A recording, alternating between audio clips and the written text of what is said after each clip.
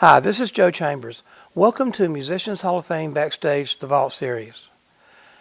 This clip was shot back in March of 2009. I flew to Detroit to pay my last respects to a really good friend and great session drummer, Uriel Jones. After the funeral, I decided to make one stop by Motown and just see if we could go in and film a little bit in the studio. When I got there, I met with Bob Babbitt and Paul Reiser. Paul is a great guy. He's one of the most talented people I've ever met. He arranged so many of the great Motown songs. He played trombone. He co-wrote one of my all-time favorite Motown classics, What Becomes the Broken Hearted. He was a perfect person to walk around and tell me where everybody was positioned when they were cutting those classic records. And also, my dear friend Bob Babbitt was there, and so Bob explained the one amplifier that everybody ran through, even keyboards, electric keyboards sometimes, but all three of the guitars and the bass guitar all went through this one homemade amplifier that got that sound that you couldn't duplicate. Mike Grace was there. He's one of the engineers who helped design and create that Motown sound as well. And he gave some really great background secrets on why Motown sounded the way it did. While we were there, before I cut the camera off, I turned around and here comes Eddie Willis and a couple of other of the Motown heroes. Hope you enjoy it. If you do, be sure to hit like, subscribe, and the notification bell so you don't miss any of our new content. And once again, for those of you who can help, we do have a Patreon account.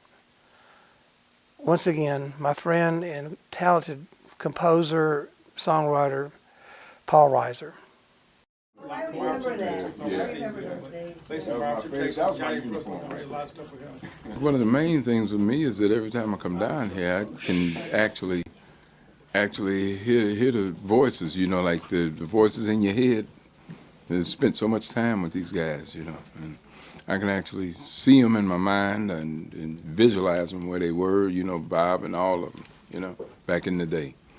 And it just re-energizes me every time I come in here, you know.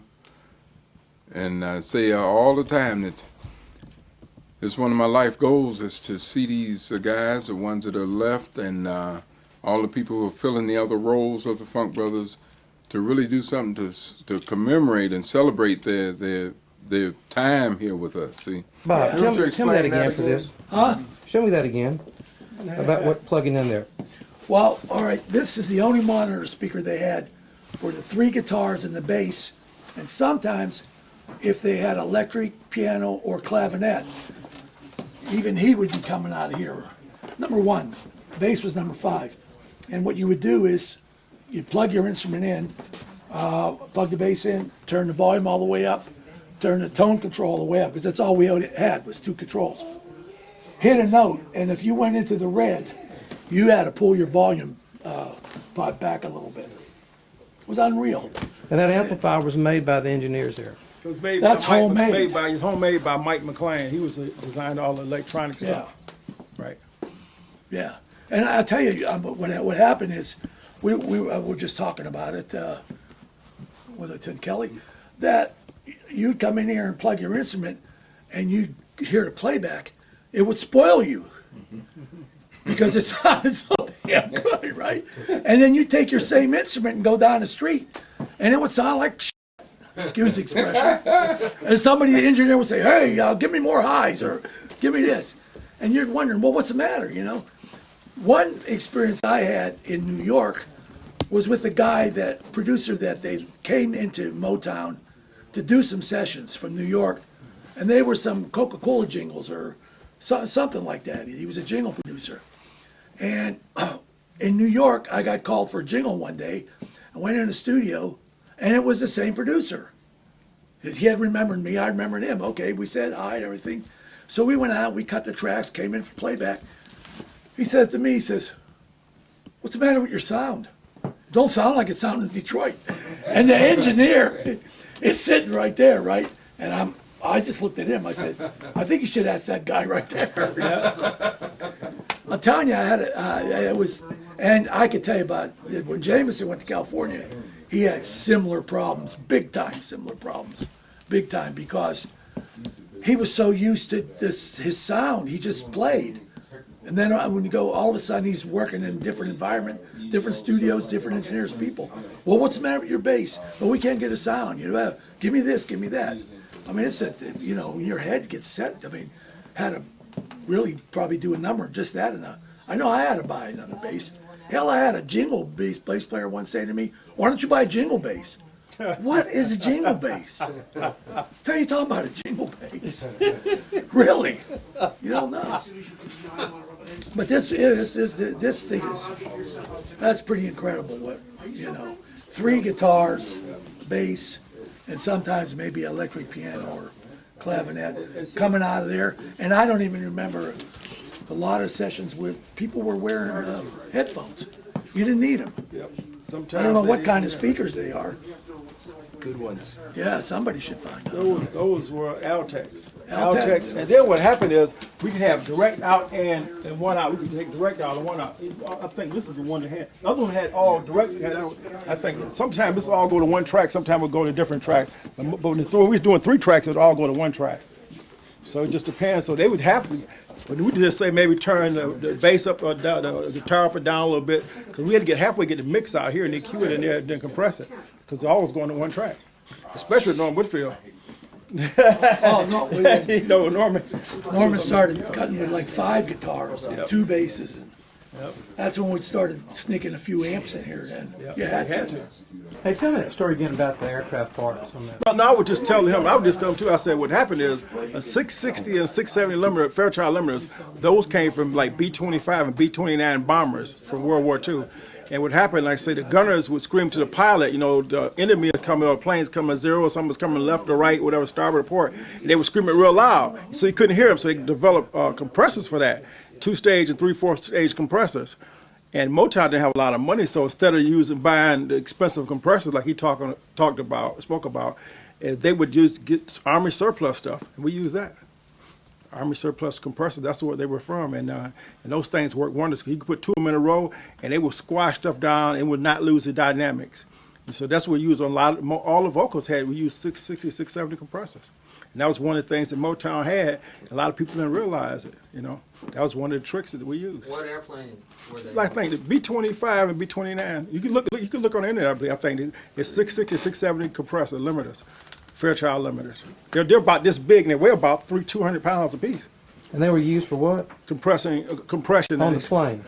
on the planes for the when the aircraft gunners would scream to the pilot that a plane, an enemy plane was approaching from the starboard or port, whatever, and they would scream, and they'd be excited because they're shooting at them.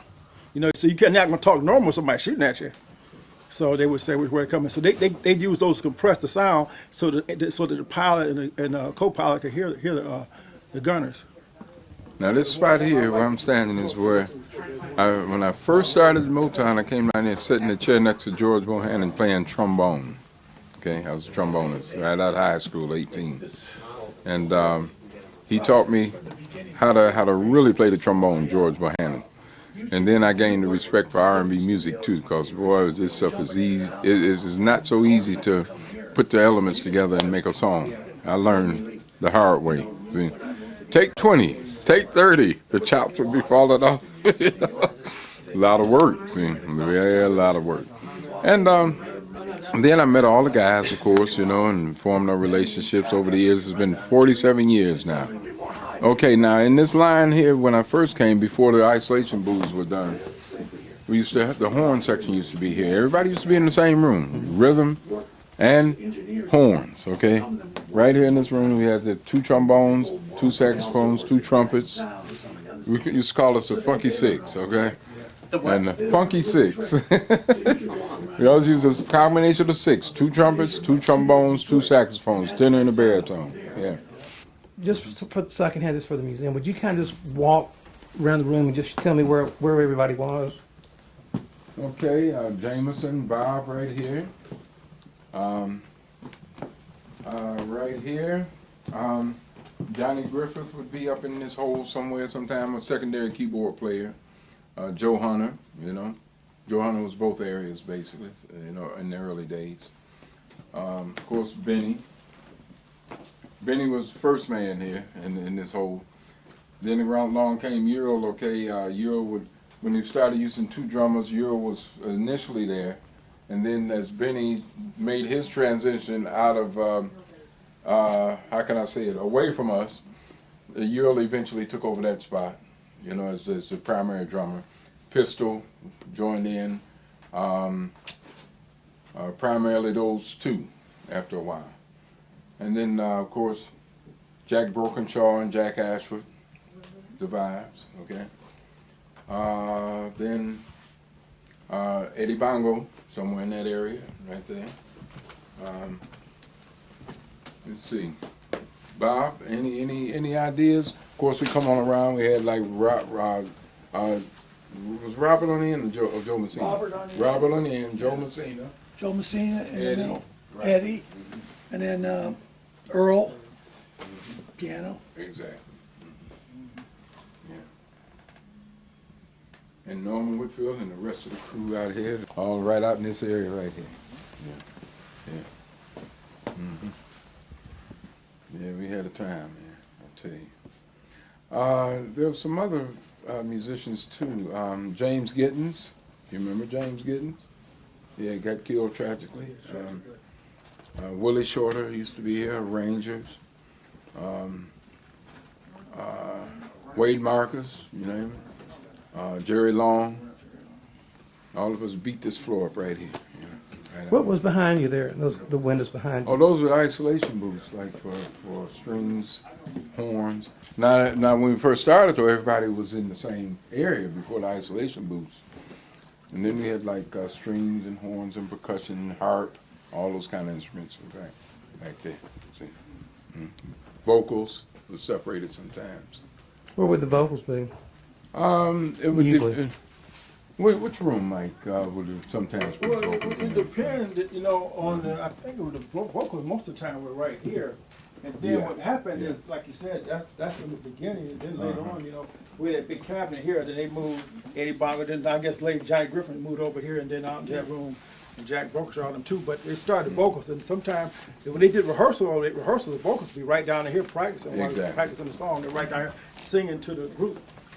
And Yeah, then, Dante's, Dante's, Vandellas, you know, they did most of, like 99% of the background here. So, They sang background on almost everybody's stuff. I didn't realize they sang background on a lot of people's stuff along with them. They just, you know, Yeah. so they, you could hear the girls in the back sometimes, even with the Four Tops of the Sprinter songs. They would also sing background, even the Temptation stuff sometimes, because they put that little sweetening on top. I forgot somebody really important who actually transformed Norman Whitfield's sound and everything. Dennis Coffey, the Dennis coffee Oh, man.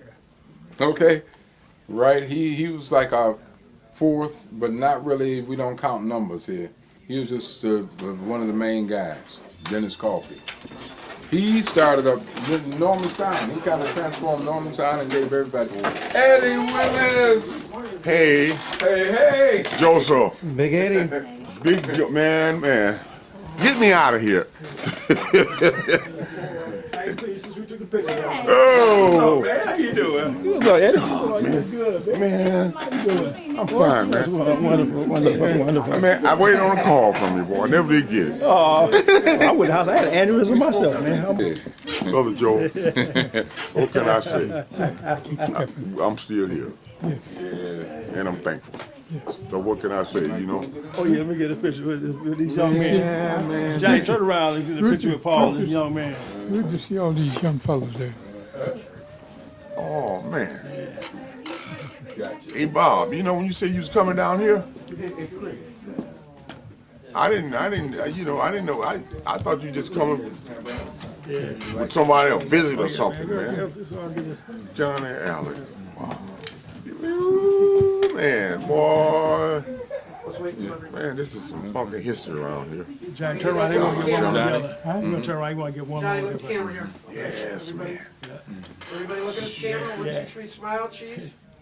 Cheese, you got it. Perfect. got it? Oh, Wonderful. Perfect.